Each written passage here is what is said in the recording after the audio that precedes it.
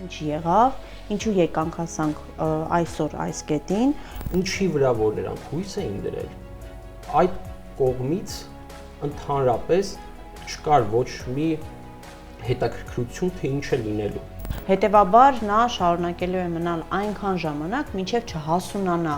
այն պահը, երբ ձեռնտու չի լինի այլևս այդ արտաքին ուժերին։ Իրավիճակը այնպես է, որ ոչ թե դու ես դա խաղում, այլ քաղաքական իրավիճակն է տենց։ Նիկոլ Փաշինյանը ունի օրակարգ։ Լավն է, վատն է, ինչ որ մեկին դուր է գալիս, դուր չի գալիս, շատ են քննադատում,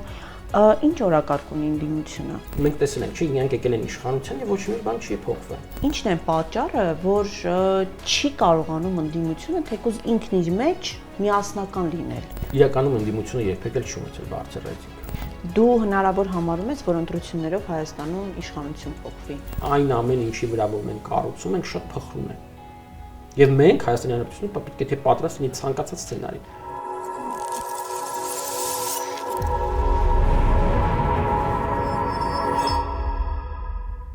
Ապագա կա ապագա։ Այդ ապագային մնաց մի քանի ամիս։ Այդ ապագան մեզ 2021 թվականին խոստացել էր քաղաքացիական պայմանագիր կուսակցությունը։ Մենք արդեն 2026 թվականում ենք։ Մի քանի ամիս անց ընտրություններ են։ Ողջույն, այսօր իմ հյուրն է վերլուծաբան Արսեն Սարգսյանը, ում հետ միասին մենք կփորձենք երիտասարդական մոտեցումներ եւ կարծիքներ լսել վերլուծաբանից, լսել թար մտքեր, օբյեկտիվ մտքեր, որևէ քաղաքական ուժի ազդեցության տակ չգտնվող մտքեր։ Ողջույն Արսեն։ Ողջույն։ Շնորհակալ եմ հրավերս ընդունելու համար։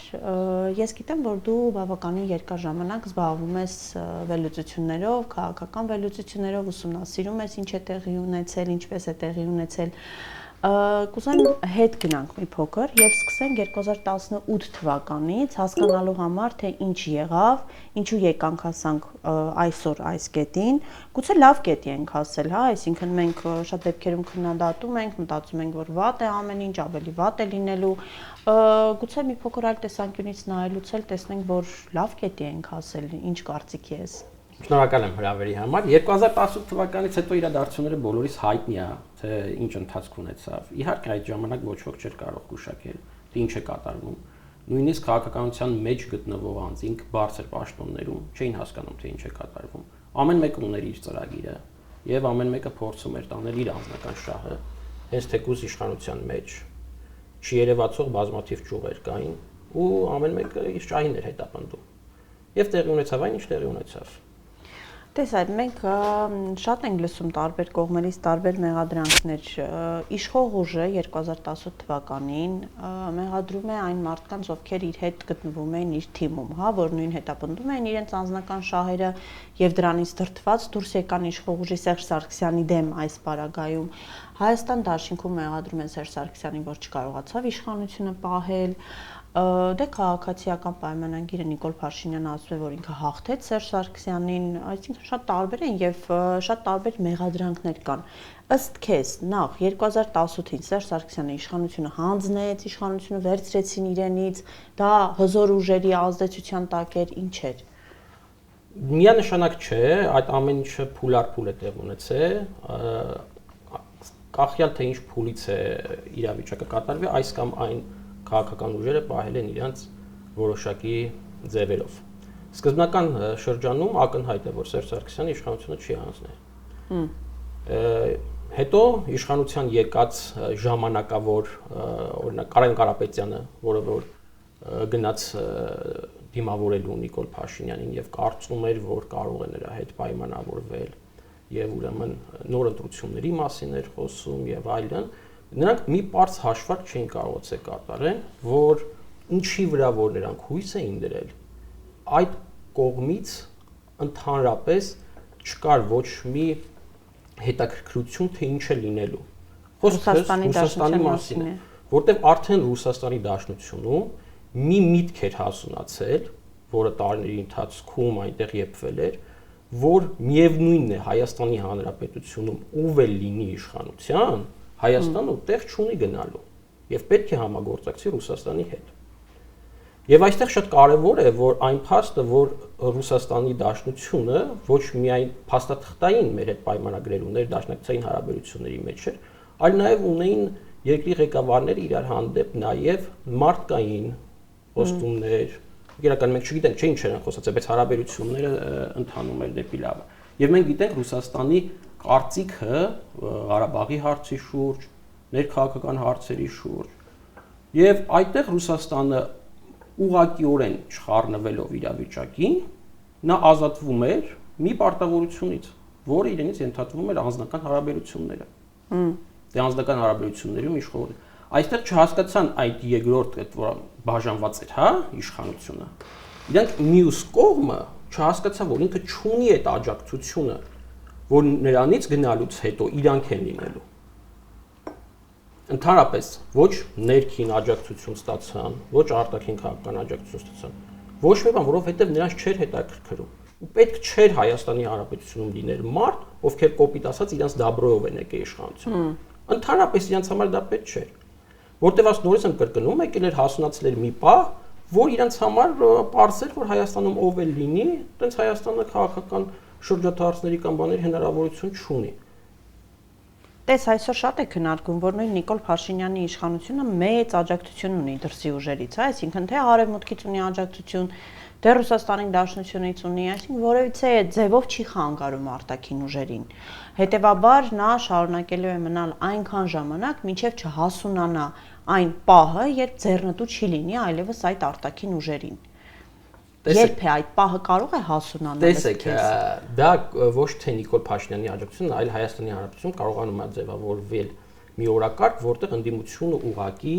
ներկայացնում է Ռուսաստանի Դաշնությունը։ Եվ այդ պարագայում հիմա Ուկրաինայում տեղի ունեցող իրադարձությունների ֆոնին Եվրոպայի ու Ռուսաստանի հարաբերությունները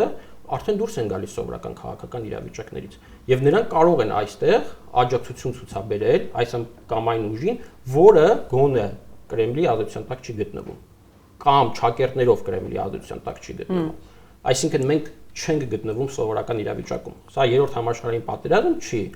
բայց իրավիճակը անկայուն է։ Եվ այստեղ կարող են, այո, որոշակի իրողություններից ելնելով եվրոպական ուժերը,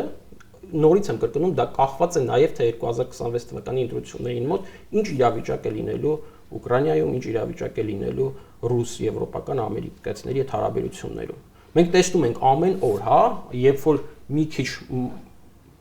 տեսնում են իրանք, որ կարող են ինչ-որ բանակցային թել են գտնում իրար հետ խոսալու, ինչ ձևի է ազդվում։ Այսինքն մեր թրիփի հետ կարծիք չեն հայտնում, բայց հենց տեսնում են, որ Ամերիկայի Միացյալ Նահանգների ու Ռուսաստանի միջև բանակցությունները լավ ուղով չեն գնում, եկել տեսնում ես իրանք արտաքին գործերի նախարարությունից կամ ինչ-որ միտեղից հայտարարություն են տալիս։ Եթե չկա ոչ մի բան Ուկրաինայի հարցով, պետք է ուղղակի հասկանանք, որ հիմա Ռուսաստանի Դաշնության համար առաջնային է Ուկրաինան, Եվրոպայի համար առաջնային է Ուկրաինան, եւ այդ ենթատեքստում են իրենք խաղում։ Եվ դու ուզես թե չուզես, որ ասում են ճամբար չկա, դու հայտնվում ես այդ ճամբարներից մեկում։ Եվ իշխանությունը կարողանում են նայ կապը պահել Ռուսաստանի Դաշնության հետ, Ռուսաստանի Դաշնության համար չդառնալ Սաակաշվիլի կամ Զելենսկի,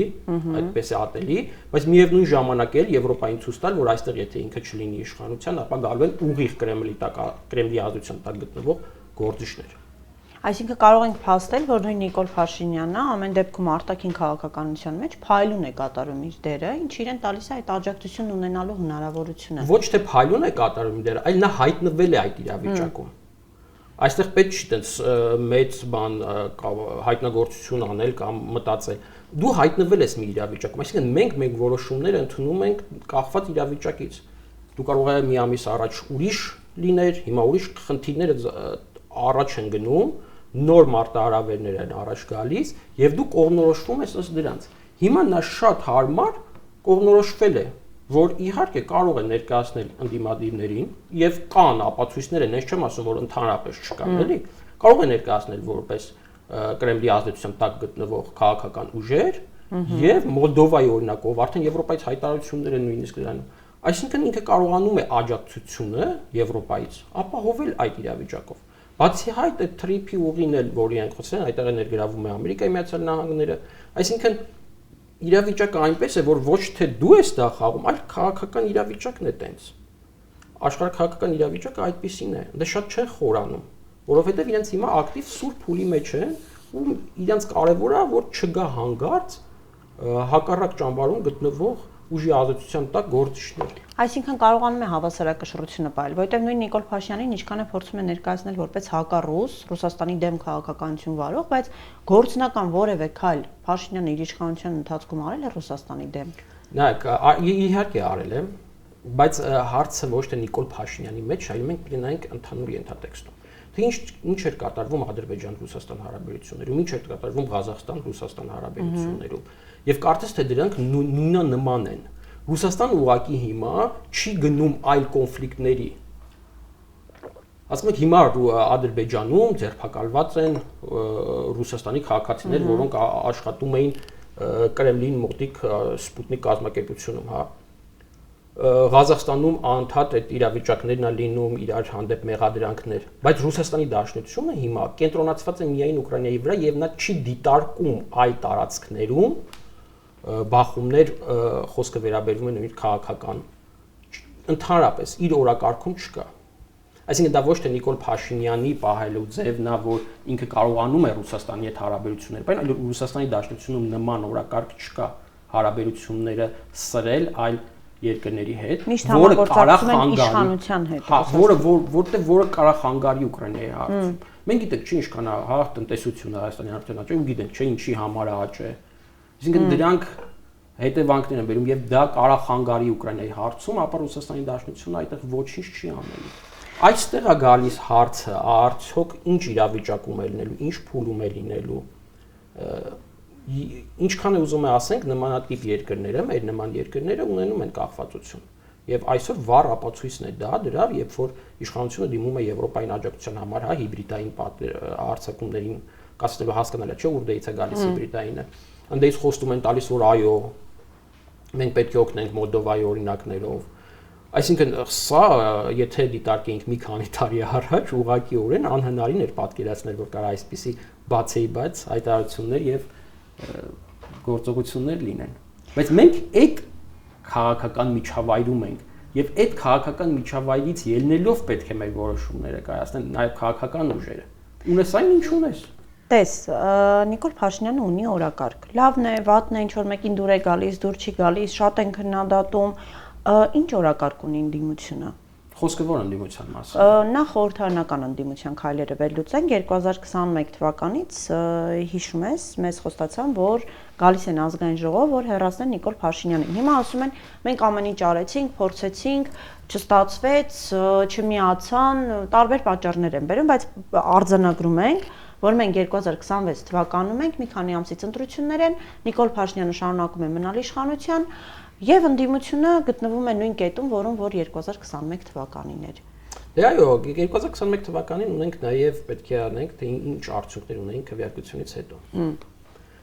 Ընդդիմությունը, որը որ հայտնվեց խորհրդարանում, նույնիսկ իրար հետ չէին կարողացել հավաքել իշխանության հավաքած ձայների կեսի չափ ձայն։ Ինչ որ օբյեկտիվություն կա այդ հարցի շուրջ, բայց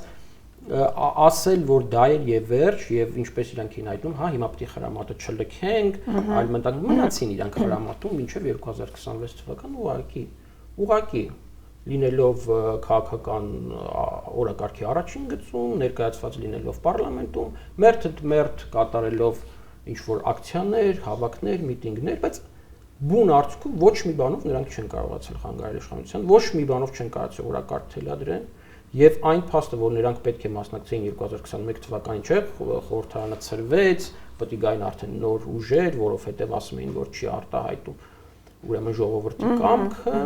ոչ մի բանով փոփոխությունը չգրանցվեց։ Ավելին իրենց մեջ ավելի սրվեց հարաբերությունները, մեկը մյուսին հարվածեց,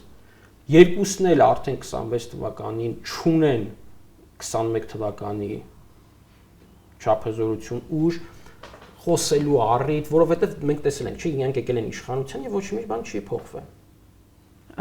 Ազգային ժողով ինքնաթիռ մտել են։ Ազգային ժողովում եկել են, էլի իշխանության մաս ես դու։ Որպես ընդդիմություն, հա, բայց ծառայել են իշխանությանը։ Ոչ թե ծառայել են իշխանությանը, այլ եղել են նրանք 2021-ից 26 թվականի, այո, իշխանության մի կազմ ընդդիմության մանդատներով իրավունք են ունեցել ուղիղ ազդեցություն ունենալ օրենքների ընդունման համար, օրենքներ բերել եւ այլն եւ գործողություններ կատարել։ բայց իրենք ոչ մի բանով չեն տարբերվել այն ուժերից, որոնք դրսում էին։ Իրենց գործիքները ավելի շատ են եղել, իրենց սպասելիքները ավելի շատ են եղել։ Ես դա ասում եմ ընդդիմության կողմից։ Մնացածը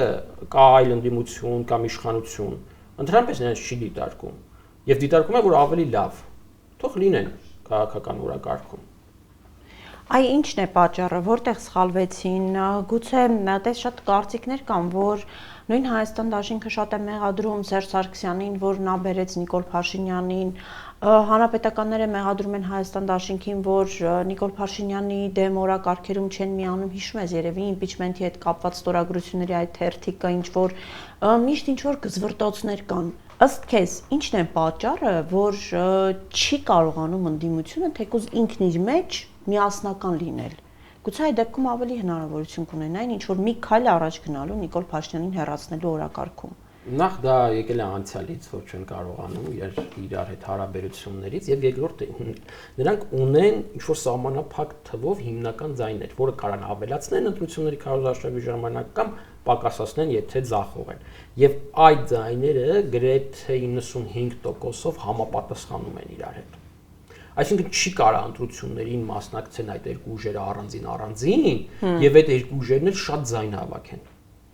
Ձայները պետք է ինքը գնալու է, այսինքն 2021 թվականին ինչու էր ցանկանում, հա, նույն Ռոբերտ Քոչարյանը գնալ ընտրություններին, որտեղ իրանք արդեն զգացել էին, որ ամբողջ այդ ներուժը մեծամասամբ հավաքվում է Ռոբերտ Քոչարյանի կողքը։ Մարդկանց համար սկզբունքային 95% էլի կարող է լինեն մարդիկ, սկզբունքայինորեն շատ քիչ է տարբերությունը, թե որ ճամբարում կլինեն։ Այսինքն փորձում են նրանք բաժանել, բայց խաղում են նույն ընտրազանգվածի հետ եւ չեն կարող իրար հետ ուղղակիորեն չլինել մրցակիցներ։ Կարող ես դու ինչ-որ մեկի հետ համագործակցել եւ իր հետ դաշինք կազմել, եւ քո ընտրազանգվածը այլ է, իր ընտրազանգվածը այլ է, փորձում եք այդ երկու ուժերը միացնել իրար եւ արդյունք ստանալ։ Բայց եթե մենք երկուսս էլ նույն ընտրազանգվածի վրա ենք աշխատում եւ հիմքը դա է լինելու եւ դրա վրա են կառուցելու, հա, մնացածները, բնականաբար իրար խանգարելու ենք։ Բնականաբար մենք առաջին հերթին պետք է իրար մեջ հարցերը բարձենք, թե այդ ձայները ով է իրեն տանելու։ Բայց հիմա գալիս է մի իրավիճակ, ոչ որ նա է տանելու, ոչ էլ նա է տանելու։ Իսկ ով է տանելու ըստ քեզ։ Որ ուժերը հնարավորություն ունեն։ Այդ ամենահետաքրքիր հարցն է, դե հիմա չենք կարող այդ հարցին հստակ պատասխանել, որովհետև չգիտենք 2026 թվականի ընտրություններում ում են թույլ տալու մասնակցել, չէ, գանք այդ մեր նախորդ հարցին, որ այդ հնարավորությունը կա չթույլատրելու, օրինակ այն մարդիկ, որոնք որ ունեն այլ երկրի քաղաքացիություններ, այսինքն պատճառներ կան նրանց ավելի շատ, հա, որ չթողեն ընտրություններին մասնակցեն նույն Մոլդովայի օրինակով եւ արդյոք դրան ինչ ձևի արձագանք կտա համընդհանուր ընդդիմությունը եւ միայն այս կողմից չէ, լիքը մարդիկ կլինեն, որ համաձայն կլինեն, հա, քննադատեն, բայց կգնան ընտրությունների։ Եվ մյուսին էլ կասեն արի աջակցի մեզ, ում որ չեն թողել։ Ինչ դա ինքնանպատակ էր, որ մենակ դու պետք է թայր գնայր եւ քո տեսքով։ Չէ, նրանք ցույց կտան, որ աջակցում են նրան, բայց կասեն, ոչ չենք թողել ունենք, մենք պետք է թանկ ընտրությունների եւ գնալու են ընտրությունների։ Ինչ ձևի կզարգանա այդ դրա պատասխանը մենք չունենք, կարող է իշխանությունը գա այն համոզմունքին, չէ, մենակ մնալու են, որը որ չունեն այդ ազդեցությունը, դե հարցումներով եւ այլն կզգան,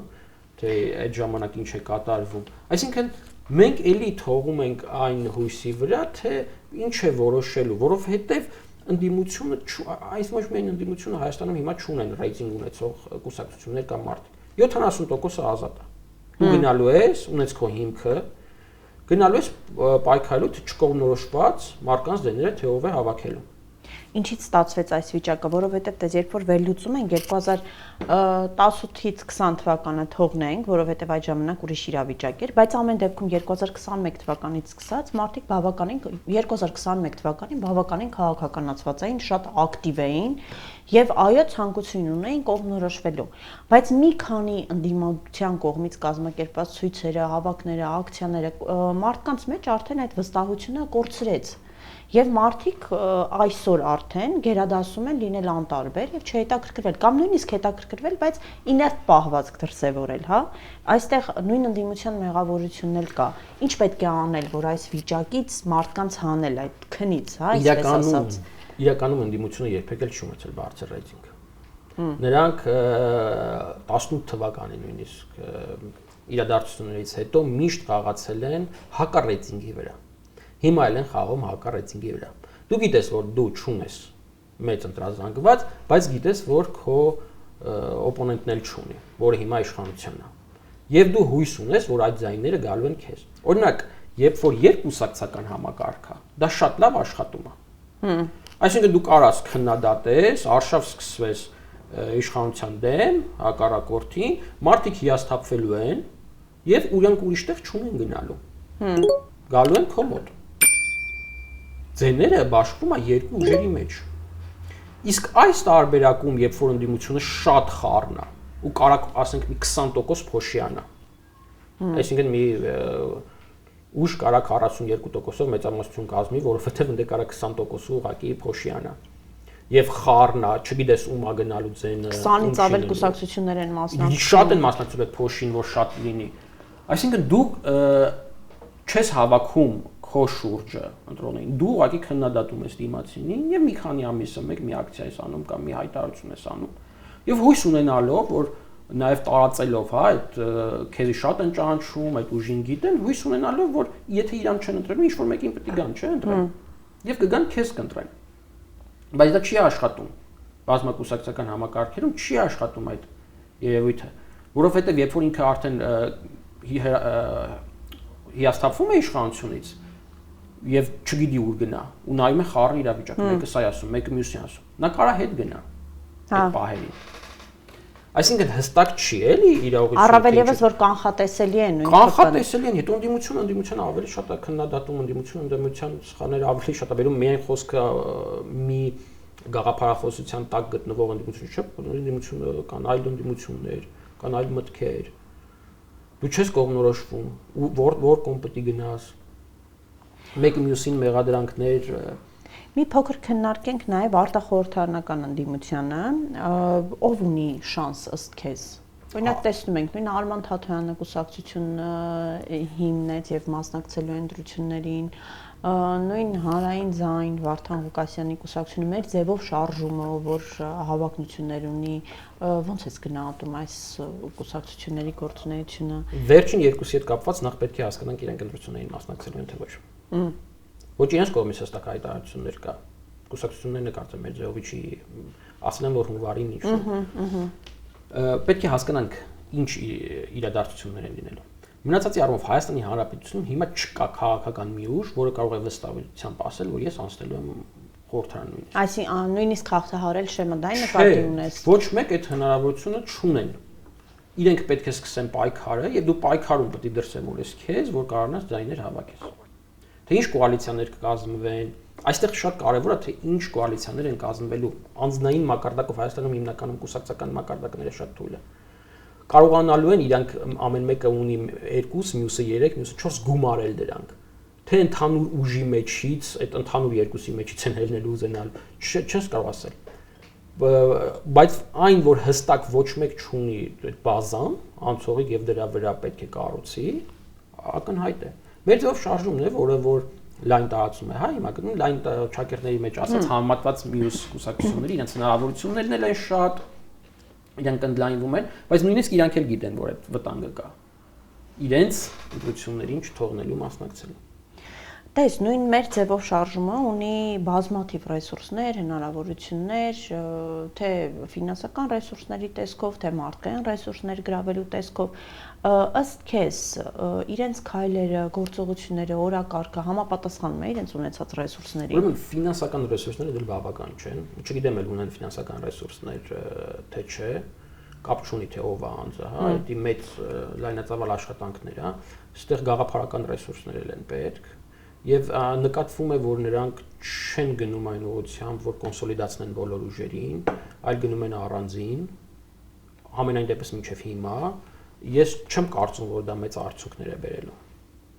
Կարող է նրանց հիմա ստրատեգիան ընդդիմության նա է, որ միևնույնն է իշխանությունը չի կարողանում հավաքել 50+1, մենք հավաքենք, տեսնենք մեր մեջից ամենաշատը որն է, իրար հետ կոալիցիա կազմելով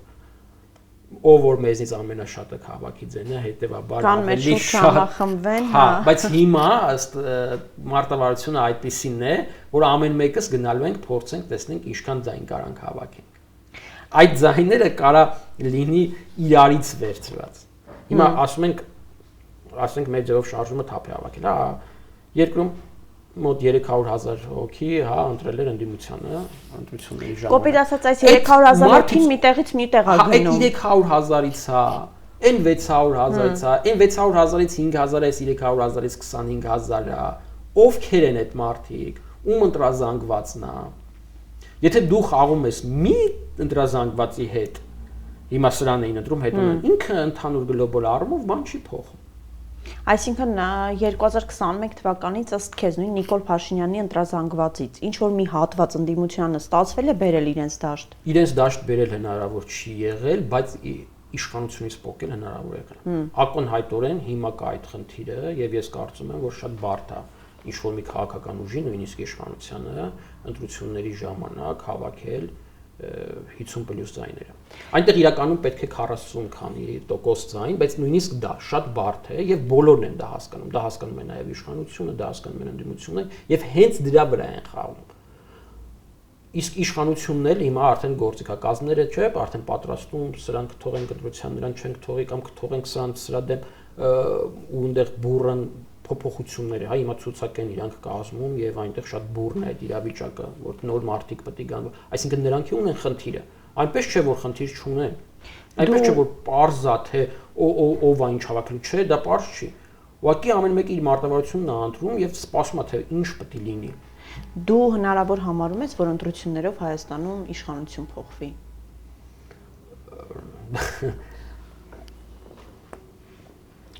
Մենք չունենք ուղղակի այլ ձև, ինչպես է փոխվում իշխանությունը։ Իշխանությունը փոխվում է փողոցային պայքարներ նշում։ Փողոցային պայքարը դա իշխանության փոխվելու օրինական այդպես ուրվագիծը չէ, հա, միևնույնն է, գալիս է ազգային ժողով, այսինքն մենք ընտրում ենք ազգային ժողով, պատվիրակներ ժողովուրդը, պատվիրակությունը կարող է ընտրել վարչապետ, հետո այդ վարչապետին 2 տարի հետո փոխել, այսինքն ազդեցությունը գալիս է պարլամենտին եւ պարլամենտի միջոցով դու կարող ես ուրեմն փոխել իշխանություն։ Այստեղ հարցն է դու կարող ես քվեարկությամբ ապահովել այնպիսի ձայներ, որ պարլամենտում լինեն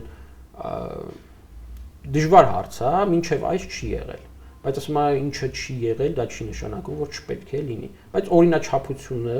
ցույց է տալիս, որ Հայաստանի Հանրապետությունում չի եղել ընտրությունների միջոցով իշխանափոխություն։ Իսկ իմպիչմենտի մասին ինչ կարծիք ունես, որովհետև նույն հանրապետականները նշում են, որ դա միակ օրակարգն է, որը կարող է վերել Նիկոլ Փաշինյանի հեռացմանը։ Տեսեք, ինչի համար էին գալիս եւ պայքարում պատիվ ունեմը եւ Հայաստան դաշինքը։ Իշխանությունից Նիկոլ Փաշինյանին հեռացնելու համար։ Այստեղ պատիվ ունեմը առաջարկ է անում։ Նոր իմաստած մեթոդներից, որ միայն ազգային ժողովով կարող է այդ փոփոխությունը կատարել։ Կապ չունի փողոցում էլ որ գեներացվեց, պետք է գնա ազգային ժողով եւ ազգային ժողովի կողմից հաստատվի։ Ուրիշ կարգ հիմա չկա։ Եվ նրանք առաջարկել էին, հա, ապագան չգիտենք ինչ է լինելու։ Ոչ ոք չի ասել, որ դա պետք է ստացվի անպայման։ Բայց փորձ ենք անում։ Մենք ինչի համար ենք եկել ազգային ժողով։ Եկել ենք ազգային ժողով, որ լրանա 5 տարի, գնանք նոր ընտրությունների։ Այսինքն դա տարբերակներից մեկն էր։ Ընդհանրապես այստեղ էր էլի որ չկարողացան համաձայնության գալ ունենալու ընդունելի մի տարբերակ։ Բայց ճանապարհը դա է միայն։ Նրանք ասում էին ոնց էին ասում, Հայաստան դաշինքը ասում էր որ սկզբից հավաքեք ուրեմն փողոցային, հետո, բայց դա կապ չունի, հա կա process, որին որ խորհրդարանական ընդդիմությունը փորձում է իրագործել, եւ դու չես մասնակցում, պատճառաբանելով որ դա չի ստացվի, եւ դու էլ չունես ոչ մի այլ տարբերակ, այսինքն դու ոչ մի բան չես անելու, ուղղակի սպասելու ես 2026 թվականի ընտրություններին։ Ասում ես չի ստացվում, չի ստացվելու, դա չեն անում, բայց մնալով էլ ոչ մի բան չի փոխվելու, չի ստացվելու։ Դու հավանական համարում ես, որ ԿՊ падգամավորներից կմիանան օրինակ իմպիչմենտին։ Այն չէ, այն ծավալը որ կա, այս փուլում իհարկե ոչ։ Այս փուլում ԿՊ падգամավորները տենում են, որ անգամ ընդդիմությունը չի կարողանում հավաքվել։ Բայց հարցը թե եթե process-ը սկսվի, ինչ ընթացք կունենա։ Ես նույնիսկ եմ ասում, դու պետք է ոչ թե նախորոք գուշակես, ասես, վայ չի լինի, այսքանը չի մնա։ Հա, բա հիմա ոչ մի շարժ չկա, պետք է ինչ-որ իշխանության падգամավոր քո հետ կոնտակտի մեջ լինի կամ ինչ-որ process-ին ուզենա մասնակցել։ Բայց դա ընթացքից է ձևավորվում։ Այսինքն դու հասնում ես ինչ-որ մի փուլին, այդ մի փուլում փոփոխություն է։ Ոչ ոք չի ասել, այո, 99% աշխարհում ընդդիմության նախաձեռնած ծրագրերը ձախողվում են։ Բայց պետք է նախաձեռնի ամեն դեպքում։ Ուրիշ չկա, բայց հա մեծ մասով, այսինքն մենք հիմա կարող ենք նստել եւ ասել եւ լուրջ վերլուծել, որ ինչ էլ անես, մեկը չի ստացվելու, խես անում։ Բայց մենք պետք է հասկանանք, թե իրավիճակը ինչ է թելադրում, այդ պահին ինչ կարա լինի։ Այ մի բան էլ կուզեմ հասկանանք, որովհետև նույն Սերժ Սարգսյանի կառավարման ժամանակ 2018-ին մենք խոսեցինք այդ մասին, որ նույն իշխանության մեջ կային մարդիկ, ովքեր աջակցեցին այդ process-ներին։ Ոնց է ստացվում Նիկոլ Փաշինյանի մոտ ստեղծել այսպիսի կուռ համակարգ, որ ԿՊ-ից գրեթե անհնար է որևէ մեկին պոկել։ Ինչ մեթոդներով է աշխատում, իր ռազմավարությունն է, թե շատ են ասում, որ դրսից տրված ինչ-որ համակարգեր է օգտագործում։ Չէ, ոչ մի դրսից տրված համակարգեր չկա։ Մենք ուղղակի սխալ համեմատություն ենք անում քաղաքացիական պայմանագրի եւ հանրապետական կուսակցությունների միջեւ։ Առաջին հայացքից թվում է, որ հանրապետական կուսակցությունը էլի մի կառույցով գնում է ինչպես հիմա ԿՊՆ, հա, բոլորը իրար հետ, բայց եթե մենք ուշադիր նայենք, կտեսնենք, որ 2018-ին ձևավորվել էր մի իրավիճակ, որ հանրապետականն էլ էր ներքինից բաժանված։ ԿՊՆ-ն էլ է բաժանված, բայց ԿՊՆ չունի այդպիսի ուժային կենտրոններ, ազդեցություն ունեցող անձինք, ինչպես ասենք վարչապետն է այն ժամանակ, հա, Կարեն Կարապետյանը որ կար, այլ ուժեր։ Այդ ժամանակ օլիգարխիան ամեն մեկ իր շահերին հետապնդող ուժեր, մեզ թվում էր թե հանրապետականը տենց մի կառույց, հա, բայց հանրապետականը հավաքածու էր հանրապետականի տակ։ Կուսակցությունը չեմ ասում, արդեն որ անցել էին ազգային ժողով խմբակցությունը, այդ դա ամբողջ համակարգը Սերժ Սարգսյանը, որը ստեղծել էր, դա հավաքածու էր, այդտեղ ոչ բոլորն էին ուղղակի Սերժ Սարգսյանի ենթակաները, ոչ բոլորն էին դարել այդ պաշտոնին կամ ստացված անձնավորություններ Սերժ Սարգսյանի շնորհիվ քաղաքականության մեջ գործիչներ, չէ՞, այնտեղ ունեք Արմեն Սարգսյանն էր գալիս նախագահ, Կարեն Կարապետյանն էր գալիս, որոնք անկախ էին գործում Սերժ Սարգսյանի։ Հիմա դուք եթե նայեք ընդի ԿՊ-ի մեջ գրեթե բոլոր անձինք, գրեթե բոլոր Նիկոլ Փաշինյանի շնորհիվ է որ այդ պաշտոններին են։ Այսինքն նրանք կողքից այդպես մեծ աջակցություն եղել է, իհարկե թիմի աշխատում են, բայց ինչ մեծ թիքա չեն գումարել Նիկոլ Փաշինյանի ունեցածին եւ ունենային իրենց հստակ տեղը։ Չէ, աշխատել է միայն քաղաքացիական պայմանագիր կուսակցությունը իր ուրատորությամբ եւ ինքն էլ որոշում է։ Հա, այնտեղ կան կուսակցական ժողովներ, վարչության անդամներ, ընդհանրակարգը այդտեղով է գնում, բայց համեմատել հանրապետականի ու ԿՊ-ի միջև չէ, Սերժ Սարգսյանը չուներ այդ միայնյա իշխանությունը։ Եվ վերջում ամենակարևոր հարցերից մեկը շատ է խոսում ընդդիմությունը այն մասին, որ Հայաստանը գնում է դեպի Թուրքիա, վիլայեթ ենք դառնալու, թուրք-ադրբեջանական ուժերն են զավթել Հայաստանում իշխանությունը, որոշ ժամանակ անց մեր ինքնությունն է ոչնչանալու, ինչ կարծիք ունես այս խոսակցությունների մասին առհասարակ։ Այժմ նորից պետք է հասկանանք ինչի համար են այդպես ասում։ Ասում են դրա համար, որ եթե դուք ընտրեք իրենց գնալու եք այդ ուղով եւ պետք է ընտրեք մեզ, թե իրականում զգում են, որ կա այդպիսի վտանգ։ Վտանգ իհարկե կա։ Մենք հիմա չգիտենք ինչքան են այստեղ ներկայացվածությունը պահելու իրենց արևմտյան ուժերը, նույն Ամերիկայի Միացյալ Նահանգները կամ Եվրոպան։ Հա, հիմա այստեղ կան դիտորդները եւ թրիփն է, հա, ակտիվ փուլ մտնում։ Արդյոք նրանք մնալու են Հայաստանի Հանրապետությունում, թե չեն մնալու։ Մենք նորից ենք ընկնում նույն ծուղակի մեջ, մինչև այդ որը ընկել ենք Ռուսաստանի հետ ծուղակում։ Այսինքն մենք հույսը կապում էինք այդ ուժի հետ, եւ մի օր այդ ուժը ուներ իր խնդիրները եւ իր խնդիրները չուներ, ընդհանրապես չէր հետաքրքրում քո խնդիրները։ Եվ նույնիսկ իրան խանգարում էր քո խնդիրները, ուրիշների հետ հարցեր էր ունենում ինքը դրա պատճառով։ Հիմա նույն ձևի էլ մերն է, այսինքն մենք բարակ թելով ենք կապված լինում արևմուտքի հետ, արդյոք նրանք կմնան տարածաշրջանում եւ մենք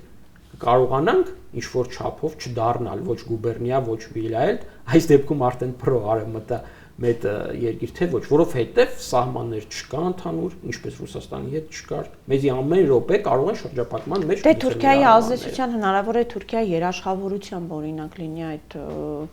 անվտանգությունը եւ խաղաղությունը։ Դե դուք ներկայացնում եք ներկա իրավիճակի իրադարձությունները, մենք ներկայում ինձ գտնվում ենք այդ Եվ ինչքանով է իրատեսական համարում Հայաստան-Ադրբեջան խաղաղության պայմանագրի կնքումը։ Դեռ շատ շուտ է խոսել այդ մասին։ Ճիշտ է, process-ները գնում են աշխատում են, բայց մենք չգիտենք իմիտացիա է դա իրավիճակների, հասկանում եք, ամեն ինչը կազմավորվել է մի վառ անձնավորությամբ Թրամփի, ուրեմն ճիշտ է, մինչև այդ Ամերիկայի Միացյալ Նահանգները աշխատել, միշտ աշխատել է ուրեմն այս հարցի կարգավորման շուրջ, բայց մենք չենք կարող ասել այդ աշխարհակարգը, որը որ հիմա փորձում են ստեղծել, ինչքան է մնալու, եթե իհարկե նրանք մնան եւ ամեն ինչ գնա իրենց ծրագրավորած ուղով, կարող է կպատահել, որ լինի, բայց մենք ոչ մի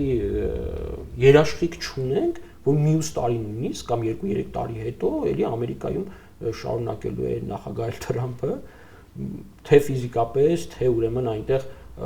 չի կարողանա նա երրորդ սրոկին մասնակցել, չէ, եւ հույսերը, ուզում եմ ասեմ, ոչ թե խնդիրն է լինելու է խաղաղությունը, թե չէ, այն ամեն ինչի վրա որ մենք կառուցում ենք, շատ փխրուն է։ Եվ մենք Հայաստանի Հանրապետությունը պետք է թե պատրաստ լինի ցանկացած սցենարին, որովհետև հիմա չկան հաստատված օրենքներ, հաստատված կարգեր, որ գոնե ասես մոտակա տասնամյակում այսպես է։ Աշխարհի մասին է։ Մի տարվա կտրվածքով նույնիսկ ու չես կարող կանխագուշակում անես, թե ինչ ուժերի ինչ բալանս է տեղի լինելու։ Քո կանխատեսումները Հայաստանի ապագայի մասով կարճ։ Մենք պետք է դրական տրամադրվենք այն իմաստով, որ ոչ թե որ սենց հա ու լավ է, այլ այն իմաստով, որ մենք պետք է ունենանք մեր ներդրումը, որպեսզի ունենանք երկիր եւ շարունակենք ապրել մեր երկրում։ Դա շատ կարեւոր է, որով ինչու եմ դա շեշտում, այն 70%-ը, որ ես ասում եի, որ չկողմնորոշված է, դրա մեջ բազմաթիվ քաղաքացիներ կան, որոնք ունակ են, բայց որոնք չեն մասնակցում ոչ մի process-ների։ Ունակ քաղաքացիներ, ռեսուրսներ ունեցող, մտքի ռեսուրսներ ունեցող, լավ գաղափարներ ունեցող, բայց ստեղծված քաղաքական իրավիճակում ոչ մի տիպի անմաս են մնում։ Դա է վկայում նաև այն, որ Հայաստանում ընտրությունների մասնակցում է փոքր թիվ, Երևանի վերջին ընտրություններում 33։ Այսինքն